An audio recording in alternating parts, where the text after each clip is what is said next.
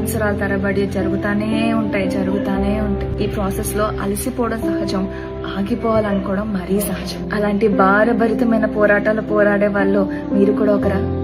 అయితే దేవుడు ఈరోజు మీతోనే మాట్లాడుతున్నాడు.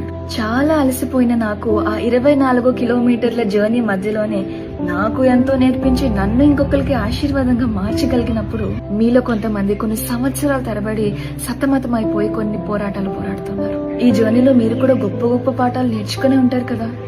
కొంతమందికైనా ఆశీర్వాదకరంగా మారే ఉంటారు కదా.